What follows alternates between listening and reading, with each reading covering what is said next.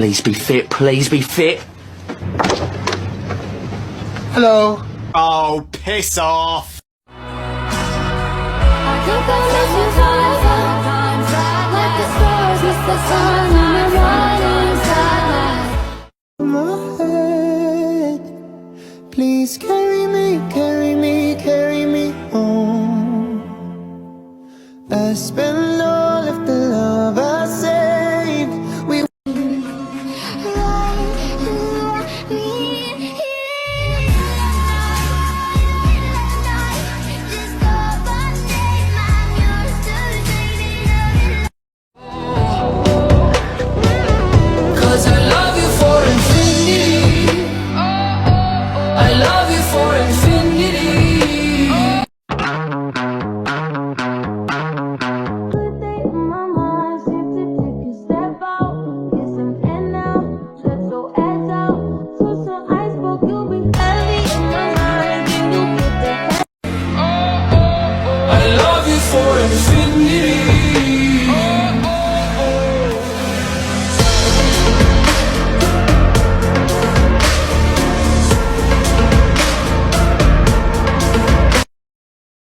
We were running out through the storm, through the night. We were running in the dark. We were following our hearts, and we would fall down, and we would slowly fall apart. We would slowly fall into the dark.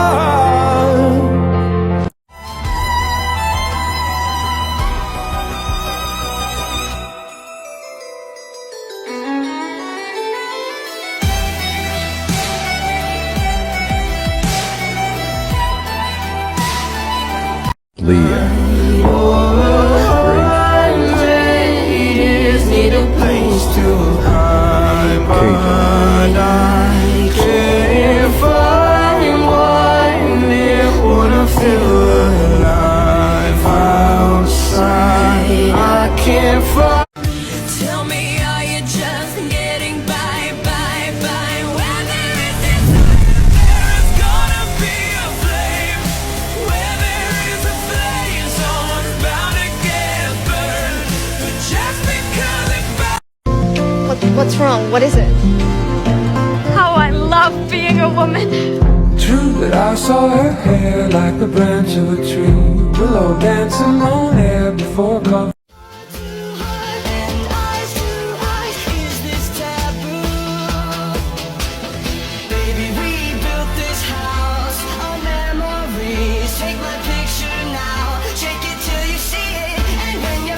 By now, if you're on BookTok, I'm sure you've heard of Dance of Thieves and the sequel Vow of Thieves, but did you know that there's more books? I've seen a few people recently talk about how they did not know that this was a spin-off series, so I'm here to tell you that it is a spin-off series, and I will tell you the order that you should read all the books in. And you don't actually start with Dance of Thieves, you start with the Remnant Chronicles. Remnant Chronicles is a trilogy that begins with The Kiss of Deception. This book follows a princess who is betrothed to a prince she's never met, and she doesn't want to marry him, so she runs away. What she doesn't know is that the prince actually followed her, and that there was an assassin sent after her. One of the things I love about this book is that as you're reading it, you don't know who is the prince and who is the assassin, even though you get points of view from them, which makes it really fun to read. The storyline is continued in The Heart of Betrayal and The Beauty of Darkness. Only after you read those books that I recommend picking up the Dance of Thieves duology. You don't need to read the Remnant Chronicles to read this, but this does kind of spoil some stuff, and there's some fun cameos, so I recommend it. Now, there's this collector's edition of the prequel. It's a novella that I'm reading right now, so I don't know exactly where in the order I recommend it yet, but I will tell you in the comments once I'm done. Hope this helps! Okay, so I finished the Remnant Chronicles this weekend, and this video is a review with no spoilers. For my review, it's important that you understand the order that I read them in for like the whole Remnant universe, these three included. I did read this duology first, and then I read Morgan second, and then I finished the trilogy just now, third. So I don't just give 5 stars out often, but these three, all three of them got 5 stars. I just love the way that Mary E. Pearson writes in these, love them. So boy was I surprised when none of these got a 5-star from me. Don't worry, I have notes right here. Oh, The Kiss of Deception #1, I gave this one a 3.5. It's not that I didn't like it, I was just expecting more after reading her other books. I grow to like this one a little bit more, so hold on a second. It ends up being like a really good intro to the characters and the story that unfolds throughout the trilogy. The Heart of Betrayal, I gave it 3 stars. Listen, I'm trying to force myself to be like These were so good. But when you finish a book and you're left with so many instances throughout reading the book where you're like, does this really add to the story? Is this necessary? There were so many moments like that I was like, couldn't we do something else here instead of this? Like, this isn't even adding like a pace. It's not even like making the pace go. It's almost like you're dragging it out more than it needs to be dragged out. That's how I felt. The ending did pick up. And that's where the lovely beauty of darkness begins. This one was by far my favorite. It felt the most like Mary E. Pearson's writing. I would give this one 4.2 to, I could probably talk myself into like a 4.4 score for this one.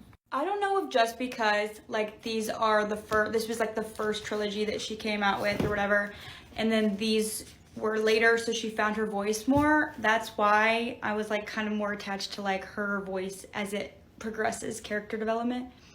But the Beauty of Darkness was more fast-paced, and it was like, it had me on the edge of my seat, which I'm used to with her writing. And I was really pleased with this book, okay? It makes me want to go back and read the whole universe like in order. So I'll do that this year. And that's probably grounds for a YouTube video because this whole universe is so good.